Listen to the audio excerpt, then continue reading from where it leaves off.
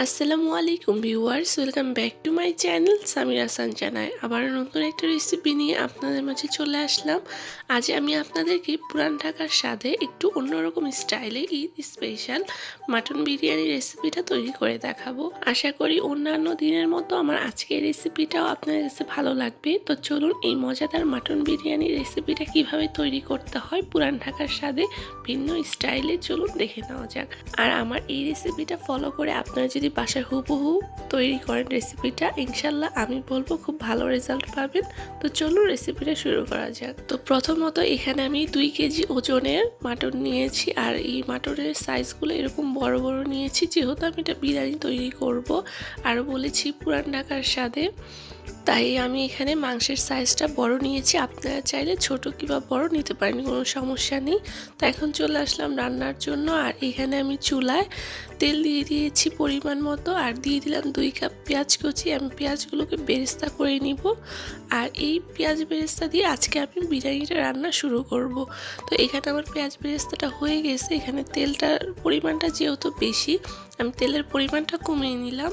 আর এখন এখানে দিয়ে দিতেছি আমি গরম মশলা। এখানে বড় সাইজের 2টা দারুচিনি দিয়ে দিলাম, আর 2টা তেজপাতা দিয়ে দিলাম মাঝখান দিয়ে ছিঁড়ে, আর 8-10টার মতো এলাচ দিয়ে দিলাম, আর 5-6টার মতো লবঙ্গ দিয়ে দিলাম। এখন এগুলোকে আমি মিনিট খানেক লেড়ে নিব। লেড়ে নেওয়ার পরে আমি এর মধ্যে 1 কাপ লিকুইড দুধ দিয়ে দিলাম। এখন আমি দুধটা একটু নেড়ে চেড়ে বলক আসার পরে এখানে বাকি উপকরণগুলো দিয়ে দিতেছি। এখানে আমি 2 টেবিল চামচ রসুন বাটা, 2 টেবিল চামচ আদা বাটা, আমি এখানে আদার পাউডার ব্যবহার করেছি, তবে আপনারা চাইলে পেস্টও ব্যবহার করতে পারেন। আরও দিয়ে দিলাম এখানে আমি 1 টেবিল চামচ টমেটো সস, 1 টেবিল চামচ টমেটো পেস্ট। অবশ্যই এখানে টমেটো পেস্ট আর টমেটো সসটা অ্যাড করতে হবে, এতে করে বিরিয়ানির খুব ভালো একটা ফ্লেভার আসে। আরও দিয়ে দিলাম এখানে আমি 4 টেবিল চামচ টক দই, টক দইটাও কিন্তু ব্যবহার করতে হবে। দিয়ে দিলাম স্বাদ মতো লবণ।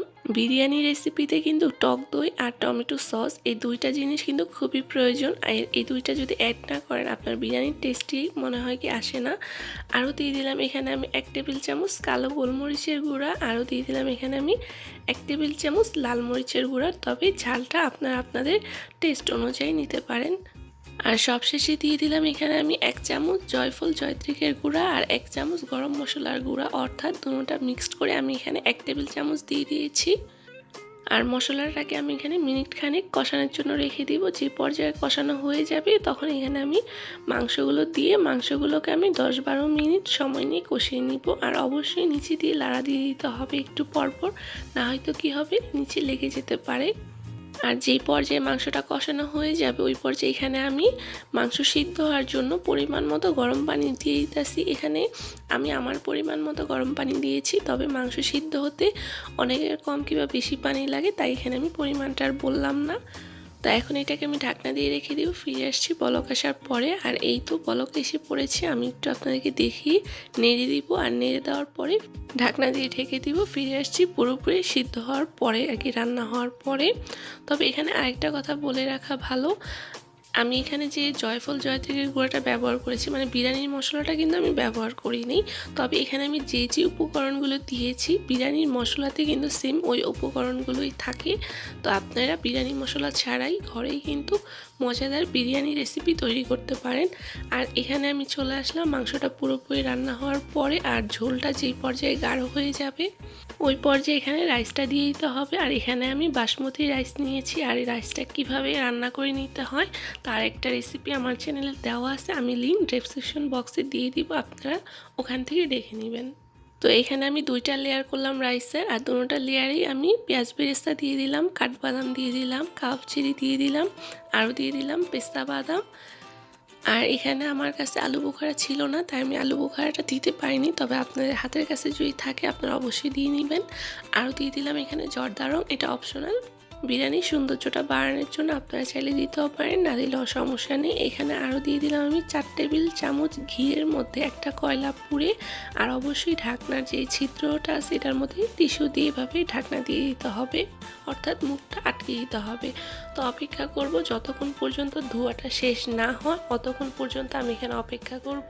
আর যে পর্যায়ে ধোঁয়াটা ওঠা বন্ধ হয়ে যাবে ওই পর্যায়ে আমি ঢাকনাটা তুলে এর মধ্যে যে ঘিটা ছিল এই ঘিটা আমি পোলাওয়ের উপরে দিয়ে দিব, অর্থাৎ বিরিয়ানির উপরে, আর কয়লাটা যাতে না পড়ে। তো এটাকে আমি ঘিটা দেওয়ার পরে আবারও ঢাকনা দিয়ে রেখে দিব। ফিরে আসছি 5 মিনিট পরে।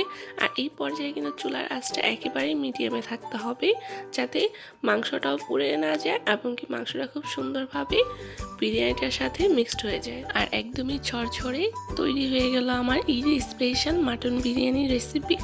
আর এই বিরিয়ানির টেস্টটা আমার কাছে কিছুটা কাচ্চি বিরিয়ানির মতো লেগেছে। আর আপনাদের কাছে কেমন লাগে তা আমাকে অবশ্যই কমেন্ট করে জানান।